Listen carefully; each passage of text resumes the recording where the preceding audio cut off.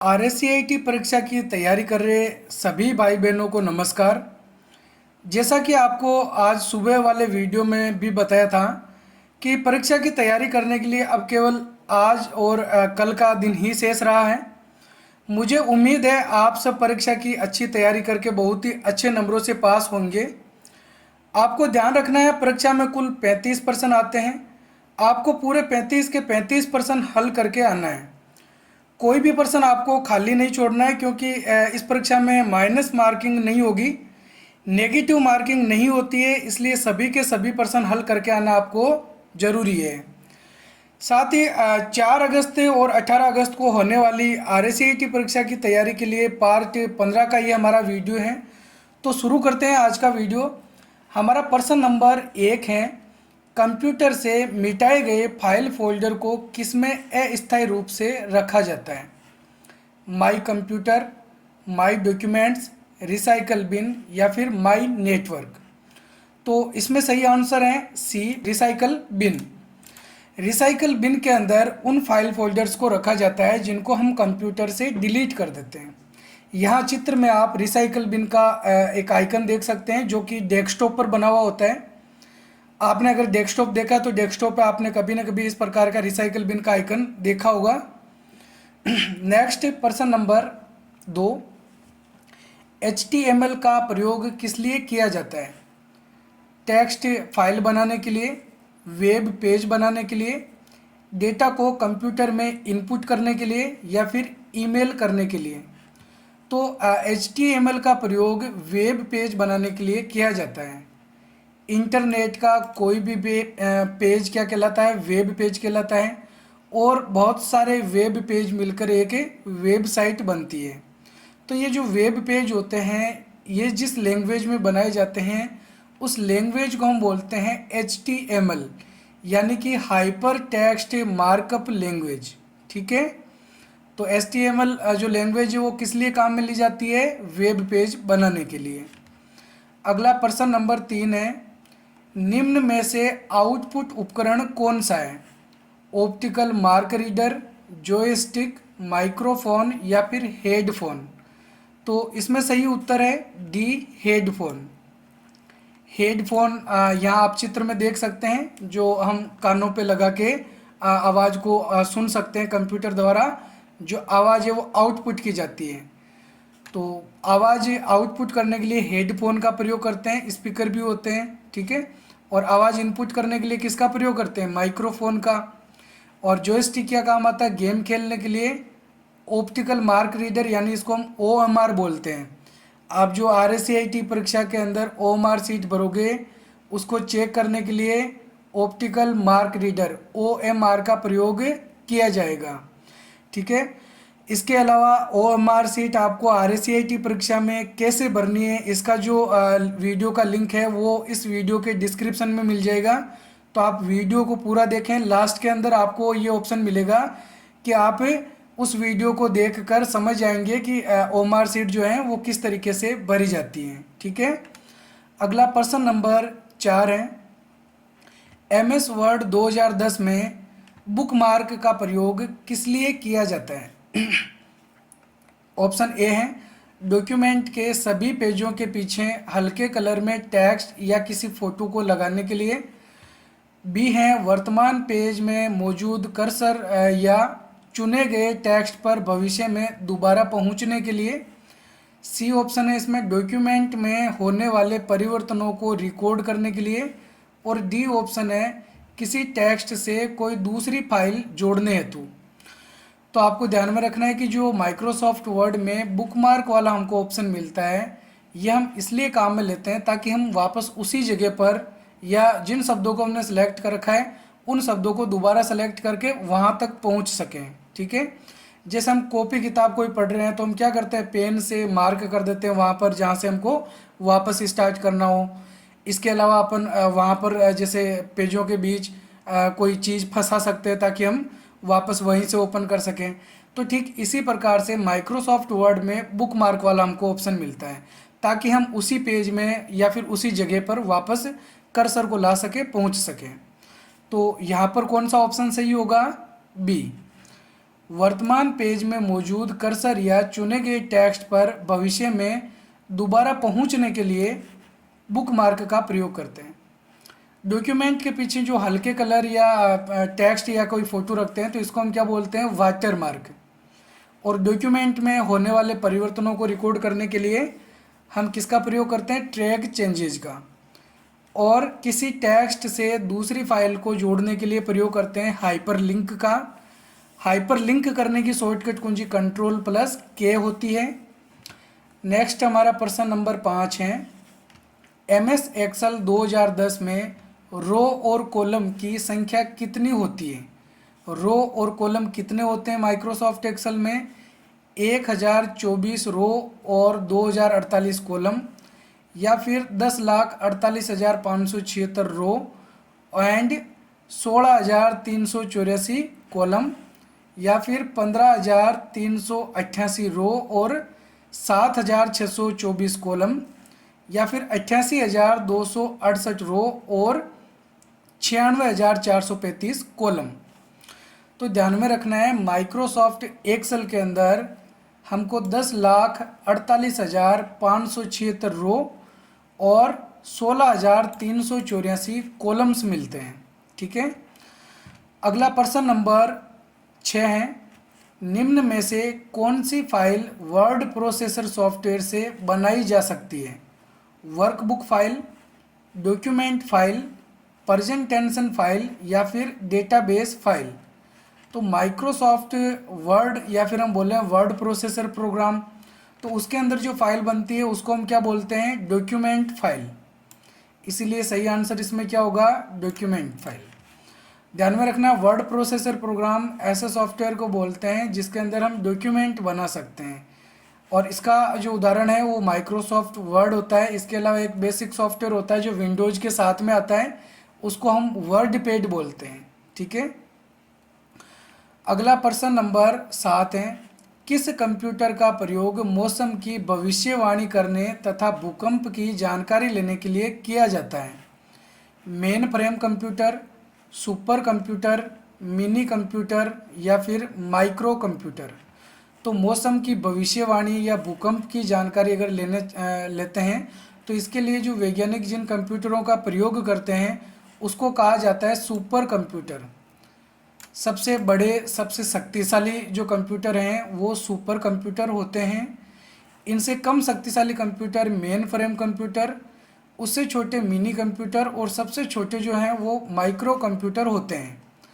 हम जिन कंप्यूटर का यूज करते हैं वो ज़्यादातर माइक्रो कंप्यूटर होते हैं। माइक्रो कंप्यूटर के भी अलग अलग 4 भाग होते हैं, जैसे डेस्कटॉप हो गया। डेस्कटॉप कंप्यूटर से छोटा जो होता है वो लैपटॉप। इसके अलावा टैबलेट और PDA यानी पर्सनल डिजिटल असिस्टेंट, जो हम हाथ में लेके चला सकते हैं, जिसको हैंड हेल्ड कंप्यूटर भी कहा जाता है, जो आप लोग ज़्यादातर यूज करते ही हो, यानी कि हमारा स्मार्टफोन। तो हमारा स्मार्टफोन भी एक कंप्यूटर का भाग होता है। इसीलिए आपने देखा होगा बहुत सारे ऐसे कार्य हैं जो हम स्मार्टफोन में भी कर सकते हैं, जो डेस्कटॉप कंप्यूटर पे या लैपटॉप कंप्यूटर पे किए जा सकते हैं। तो इसका रीज़न क्या है कि हमारा जो स्मार्टफोन है वो भी कंप्यूटर का एक भाग है। नेक्स्ट हमारा प्रश्न नंबर 8 है, MS एक्सेल 2010 में किसी वर्कशीट या दृश्य स्क्रॉल करते समय पंक्ति यानी रो और कॉलम को फ्रीज करने के लिए किसका प्रयोग किया जाता है। Data validation, split window, sort, या फिर फ्रीज पेन्स। तो इसमें सही उत्तर है डी, फ्रीज पेन्स। अगर हमारे पास में कोई टाइटल जैसे हमने कॉलम में लगा रखा हो, या ऊपर वाली ज़्यादातर रो के अंदर हम कुछ टाइटल को लगा के रखते हैं, जो हमको स्क्रॉल करते समय हम चाहते हैं कि वो टाइटल हमको दिखाई दें, तो हम फ्रीज पेन वाला ऑप्शन चुन सकते हैं। तो फ्रीज पेन वाला ऑप्शन चुनने से क्या होगा कि हमारे जो टाइटल हैं कॉलम या फिर जो ऊपर वाली रो होती है वो वहीं पे रुक जाती है। जब स्क्रॉल करते हैं तो वो साथ में स्क्रॉल नहीं होती है। नेक्स्ट प्रश्न नंबर 9, TDS का पूरा नाम क्या है। Text deposit service, text deposit source, text dedicated at sources, और टोटल डिपॉजिट सर्विस। तो इसमें सही उत्तर है C, tax dedicated at source. Online जो भी इनकम होती है उस इनकम पर गवर्नमेंट कुछ टैक्स लेती है जिसको हम बोलते हैं टीडीएस। ठीक है, और ये टीडीएस अगर हमको वापस चाहिए होता है तो उसके लिए हमको हर साल आईटीआर फाइल करनी होती है।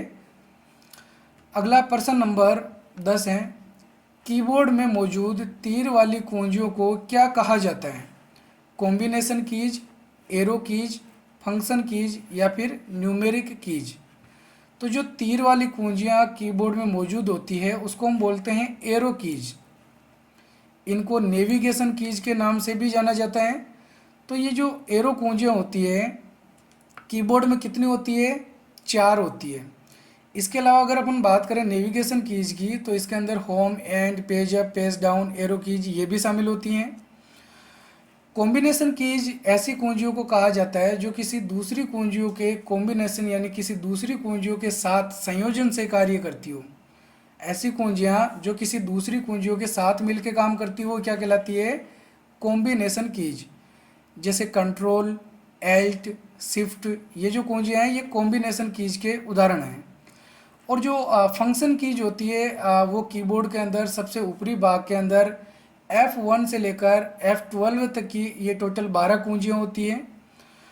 न्यूमेरिक कीज जो हैं वो जो 0 से लेकर 9 वाली 10 कुंजियाँ होती है, इन कुंजियों को न्यूमेरिक कीज कहा जाता है। अगला हमारा प्रश्न नंबर 11 है, कीबोर्ड में फंक्शन कुंजियों की संख्या कितनी होती है? 10, 12, 17 या फिर 104। तो मुझे नहीं लगता है कि आप में से कोई स्टूडेंट होगा जिसको ये क्वेश्चन का आंसर नहीं आता है। अभी मैंने आपको पिछले क्वेश्चन में रिपीट करवाया था, फंक्शन कुंजियों की संख्या कीबोर्ड में कितनी होती है? 12 होती है। ठीक है, तो मुझे नहीं लगता कि आप लोग इतने जल्दी भूल गए होंगे। अगर आप लोग इतने जल्दी क्वेश्चन को भूल गए हैं तो आप लोगों को थोड़ा ध्यान लगा के इन सारे क्वेश्चंस को समझना पड़ेगा। इसके अलावा आपको एक चीज़ और ध्यान में रखनी है, आधार कार्ड के अंदर कितने नंबर होते हैं? उसमें भी 12 नंबर होते हैं, 12 डिजिट होते हैं। ठीक है, तो 12 डिजिट आधार नंबर में होते हैं। और आधार कार्ड जिस संस्था के द्वारा जारी किया जाता है उसको हम बोलते हैं UIDAI, unique identification authority of India. आपको पिछले वीडियोज़ में बता रखा है ये सब। अगला प्रश्न नंबर 12, विंडोज़ 10 में टास्क बार कहाँ पर होता है? स्क्रीन में सबसे ऊपर की ओर, स्क्रीन में सबसे नीचे की ओर, स्क्रीन में बाईं ओर या फिर स्क्रीन की दाईं ओर। तो ध्यान में रखना है कि जो टास्क बार होती है ज़्यादातर हम कोई सॉफ्टवेयर ओपन करके रखते हैं या मान लो हमने कोई सॉफ्टवेयर ओपन नहीं भी कर रखा हो तो टास्क बार तो हमको दिखाई देती है। और वो कहाँ पर होती है? स्क्रीन में सबसे नीचे की ओर होती है। तो बी इसमें सही आंसर होगा। अगर हम विंडो एक्स पे यूज करें, विंडोज़ 10 करें, विंडोज़ 7 करें, कोई भी विंडोज़ यूज करते हैं तो टास्क बार हमेशा हमको कहाँ दिखाई देती है? सबसे नीचे हमको दिखाई देती है। इसके अलावा अगर हमने कोई सॉफ्टवेयर ओपन कर रखा है और उसमें सबसे ऊपर वाली जो पट्टी होती है उसको क्या कहा जाता है? Title bar. जो हमको टाइटल बताती है टाइटल बार। टाइटल बार के नीचे वाली पट्टी मेन्यू बार होती है। ठीक है, नेक्स्ट प्रश्न नंबर 13, सॉफ्टवेयर के दो प्रमुख प्रकार कौन से हैं? Microsoft Word and Microsoft Excel, Notepad and WordPad, system and application या फिर ब्राउजर्स एंड एंटीवायरस प्रोग्राम्स। तो ध्यान में रखना है कि कंप्यूटर में सॉफ्टवेयर केवल 2 ही प्रकार के होते हैं। कौन कौन से? सिस्टम सॉफ्टवेयर और एप्लीकेशन सॉफ्टवेयर। हमारा कोई भी सॉफ्टवेयर जो कंप्यूटर यूज करता है, कंप्यूटर पे हम चलाते हैं, वो इन दोनों में से कोई एक सॉफ्टवेयर होता है, सिस्टम सॉफ्टवेयर या फिर एप्लीकेशन सॉफ्टवेयर। ज़्यादातर यूजर जिन सॉफ्टवेयर्स का प्रयोग करता है वो सारे सॉफ्टवेयर एप्लीकेशन सॉफ्टवेयर होते हैं। तो आप लोग एक बार मेरे को कमेंट करके ये ज़रूर बताएं कि आपने कौन कौन से एप्लीकेशन सॉफ्टवेयर का यूज किया है। ठीक है, कमेंट करके ज़रूर बताएं, 1, 2, 3, 4, 5 उसके नाम ज़रूर लिखें कि मैंने ये सॉफ्टवेयर काम में लिए हैं। ठीक है, जैसे मैं आपको कुछ एप्लीकेशन सॉफ्टवेयर के नाम बता देता हूँ। जैसे पेंटिंग, इसके अलावा Microsoft Word, Microsoft Excel, Notepad, Word page. इसके अलावा जैसे फ़ोटो एडिटिंग करने के लिए फ़ोटोशॉप होता है। और अगर अपन कुछ म्यूज़िक वगैरह चलाना चाहते हैं तो विंडोज़ मीडिया प्लेयर या फिर वीएलसी प्लेयर होता है। इसके अलावा जो ब्राउज़र हम यूज करते हैं इंटरनेट चलाने के लिए, ये भी एप्लीकेशन सॉफ्टवेयर के ही भाग होते हैं। ठीक है। तो आपने अगर कुछ सॉफ्टवेयर चलाए हैं इस प्रकार से, तो एक बार लिस्ट बना के ज़रूर बताएं कमेंट बॉक्स में कि आपने कौन कौन से कितने सॉफ्टवेयर्स का यूज किया है। ठीक है। अब बढ़ते हैं आगे। प्रश्न नंबर 14। एमएस वर्ड 2010 में फाइल को सेव एज करने के लिए किस शॉर्टकट का प्रयोग किया जाता है? Control S, control plus O, control N या फिर F12 है? तो माइक्रोसॉफ्ट वर्ड में अगर हम कोई सॉफ्टवेयर सेव करना चाहते हैं, माइक्रोसॉफ्ट वर्ड हो या फिर हम ज़्यादातर जो भी सॉफ्टवेयर यूज करते हैं, उसमें फ़ाइल को सेव करने के लिए कौन सा ऑप्शन काम में लेते हैं? कंट्रोल प्लस एस वाला ऑप्शन काम में लेते हैं। आपको पता होगा सेव और सेव एज में क्या अंतर होता है। अगर हम पहली बार कोई फ़ाइल बना रहे हैं तो हम उसको क्या करते हैं? सेव करते हैं। लेकिन जो फाइल हमारी ऑलरेडी ओपन है, यानी कि हमने किसी फाइल को पहले से सेव कर रखा है और उसको ओपन कर रखा है, हमने उस फाइल में कुछ एडिटिंग की, हम चाहते हैं कि वो एक अलग नाम से या अलग जगह पे फाइल बने, तो हम उसको सेव नहीं करते हैं। क्योंकि सेव करते हैं तो क्या होता है, वो उसी फाइल के साथ में जो भी हमने चेंजेस कर रखा हो जाता है। हम उसको एक अलग फाइल के रूप में सेव करके रखना चाहते हैं, इसीलिए हम सेव एज वाला विकल्प काम में लेते हैं। ठीक है। तो सेव एज करने की जो शॉर्टकट कुंजी है वो होती है F12 है, ध्यान में रखनी है। माइक्रोसॉफ्ट वर्ड में सेव एज करने के लिए F12 का प्रयोग किया जाता है। अगला प्रश्न नंबर 15। 8 बिट के समूह को क्या कहा जाता है? बाइट, निब्बल, किलोबाइट या फिर मेगाबाइट? तो आपको ध्यान में रखना है कि 8 बिट का जो समूह है उसको हम बोलते हैं बाइट। मेमोरी मापन का जो मेमोरी मापन की सबसे छोटी इकाई है उसको बिट कहा जाता है। मेमोरी मापन की सबसे छोटी इकाई बिट होती है और 4 बिट मिलकर एक निबल बनता है। 4 बिट मिलकर एक निबल और 8 बिट मिलकर क्या बनते हैं? बाइट बनते हैं। और फिर 1024 बाइट मिलकर एक किलोबाइट बनता है और 1024 किलोबाइट मिलकर एक मेगाबाइट यानी कि एमबी बनता है और 1024 मेगाबाइट मिलकर एक गीगाबाइट यानी कि जीबी बनती है। अगला प्रश्न नंबर 15 है। पहले से चालू कंप्यूटर को रीस्टार्ट करना क्या कहलाता है? Shut down booting, restarting, cold booting या फिर वार्म बूटिंग? अब आप में से कई सारे स्टूडेंट हैं जिनको ये नहीं पता होगा कि जो बूटिंग है वो भी दो प्रकार की होती है। वैसे तो ज़्यादातर बूटिंग करने का जो मतलब है वो कंप्यूटर को स्टार्ट करना माना जाता है। कंप्यूटर को चालू करना, इसको हम क्या बोलते हैं? बूटिंग करना। जब हम कंप्यूटर को चालू करते हैं तो हमारा कंप्यूटर बूटिंग करता है। लेकिन जो बूटिंग है वो भी दो प्रकार की होती है। अगर आप बूटिंग के बारे में विस्तार से जानना चाहते हैं तो ऊपर आई बटन में आपको ये लिंक मिल जाएगा, इस पर क्लिक करके आप इस वीडियो को एक बार ज़रूर देख लेना। तो ठीक है, और मैं आपको वीडियो के एंड के अंदर भी इसका लिंक दे दूंगा, आप इस वीडियो को कंप्लीट देख लें और उसके बाद में जब ये वीडियो कंप्लीट हो जाएगा, एंड हो जाएगा, तो एंड में आपको इस वीडियो का लिंक मिल जाएगा जिससे आप बूटिंग प्रोसेस के बारे में अच्छे से जान सकते हैं। तो यहाँ पे पूछा गया है कि कंप्यूटर को रीस्टार्ट करते हैं, इसको हम क्या बोलते हैं? कंप्यूटर अगर हमारा पहले से चालू है उसको रीस्टार्ट करते हैं तो इसको हम बोलते हैं वार्म बूटिंग। क्या कहा जाएगा? Warm booting. और अगर हम कंप्यूटर हमारा बंद पड़ा है उसको हम चालू कर रहे हैं पावर बटन दबाकर, तो ये प्रक्रिया कोल्ड बूटिंग कहलाती है। एक बार आप लास्ट में वीडियो को देखने के बाद वार्म बूटिंग, कोल्ड बूटिंग का जो वीडियो है उसको अच्छे से देख लेना। ठीक है। नेक्स्ट हम प्रश्न नंबर 17 पे आते हैं। कौन सी विशेषता कंप्यूटर की नहीं है? विविधता, गति, शुद्धता या फिर सोचने की क्षमता? तो इसमें सही उत्तर है कंप्यूटर में सोचने समझने की जो क्षमता है वो बिल्कुल जीरो होती है। कंप्यूटर कुछ भी सोचता समझता नहीं है। विविधता कंप्यूटर की है। कंप्यूटर बहुत सारे क्षेत्रों में काम करता है, विविध फैला हुआ कंप्यूटर हर जगह पे। गति कंप्यूटर की बहुत अच्छी होती है।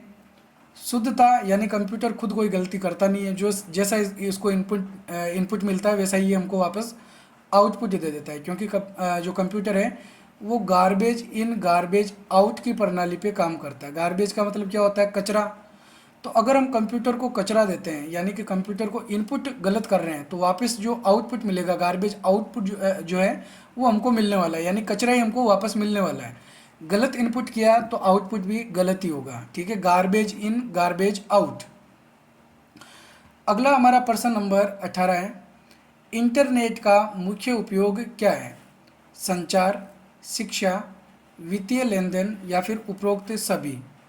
तो इंटरनेट से ये सारे कार्य किए जा सकते हैं। संचार कर सकते हैं, अगर हमको कोई मैसेज, कोई बात किसी दूसरे व्यक्ति तक पहुंचानी है तो कम्युनिकेशन का प्रयोग कर सकते हैं हम, जैसे व्हाट्सअप हो गया, अपन वीडियो कॉल कर सकते हैं। तो ऐसे बहुत सारे तरीके होते हैं कम्युनिकेशन के। सोशल मीडिया है। शिक्षा का प्रयोग भी किया जा सकता है, एजुकेशन तो हम ले ही रहे हैं। वित्तीय लेन देन, अगर हमको पैसों का लेन देन करना है तो वो काम भी किया जा सकता है, इसलिए सही आंसर क्या होगा? डी, उपरोक्त सभी। अगला प्रश्न नंबर 19 है, जीपीएस की फुल फॉर्म क्या है? Graphical payment system, global positioning system, global payment system या फिर गाइड पेमेंट सिस्टम। तो ध्यान में रखना है, जीपीएस की full form global positioning system होती है। जीपीएस के थ्रू हम पता लगा सकते हैं कि हमारा जो डिवाइस है वो वर्तमान में कहाँ पर मौजूद है। आपको पता होगा आजकल ज़्यादातर जो गाड़ियाँ आती है उनमें भी जीपीएस लगाया जाता है, ताकि पता चल सके कि हमारी जो गाड़ी है वो वर्तमान में किस जगह पर है। अगला प्रश्न नंबर 20 है, एमएस वर्ड 2010 में फाइंड एंड रिप्लेस टूल का क्या प्रयोग किया जाता है? पेज में मार्जिन छोड़ने के लिए, टेक्स्ट की फॉर्मेटिंग बदलने के लिए, डॉक्यूमेंट में विशिष्ट शब्दों या वाक्यों को सर्च और रिप्लेस करना, या फिर पेज ओरिएंटेशन बदलने के लिए। तो फाइंड और रिप्लेस का हम प्रयोग करते हैं डॉक्यूमेंट में किसी विशेष शब्दों को खोजने और वाक्यों को सर्च और रिप्लेस करने के लिए हम फाइंड और रिप्लेस टूल का प्रयोग करते हैं, ठीक है। तो फाइंड अक्षरों को खोजने का काम करता है, रिप्लेस के द्वारा हम अक्षरों की जगह पे कोई दूसरे अक्षर, किसी शब्द की जगह कोई दूसरा शब्द या किसी वाक्य की जगह कोई दूसरा वाक्य रख सकते हैं, उनको रिप्लेस कर सकते हैं। अब आपको ध्यान में रखना है कि फाइंड करने की जो शॉर्टकट कुंजी है वो कंट्रोल F होती है और रिप्लेस करने के लिए कंट्रोल H होती है। अगर हमको फाइंड करना है तो कंट्रोल F बटन दबाएंगे तो फाइंड वाली जो विंडो होगी उसके अंदर हम केवल फाइंड ही कर पाएंगे। लेकिन अगर हमको फाइंड और रिप्लेस दोनों काम करने हैं तो हम कंट्रोल H बटन दबाएंगे, यानी कि रिप्लेस वाला ऑप्शन चुनेंगे। तो आपको ध्यान में रखना है, रिप्लेस वाला ऑप्शन से फाइंड भी होता है और रिप्लेस भी होता है, दोनों काम कर सकते हैं। तो अगर क्वेश्चन इस प्रकार से आता है कि फाइंड एंड रिप्लेस करने के लिए कौन सा टूल काम में लोगे, फाइंड वाला या रिप्लेस वाला? रिप्लेस वाला टूल काम में लेंगे, क्योंकि इसके अंदर ये दोनों ही काम किए जा सकते हैं। तो ये थे आज के हमारे 20 महत्वपूर्ण प्रश्न उत्तर। उम्मीद है आपको हमारे जो वीडियो प्रश्न उत्तर हैं वो बहुत ही अच्छे से समझ में आ गए होंगे। अगर आपको फिर भी कोई डाउट होता है तो आप कमेंट बॉक्स में ज़रूर लिखें, और वीडियो के अंत के अंदर आपको यहाँ पर एक बूटिंग प्रोसेस क्या होती है उसका वीडियो और OMR शीट आपको कैसे भरना है, उन दोनों के जो लिंक है वो मिल गए हैं।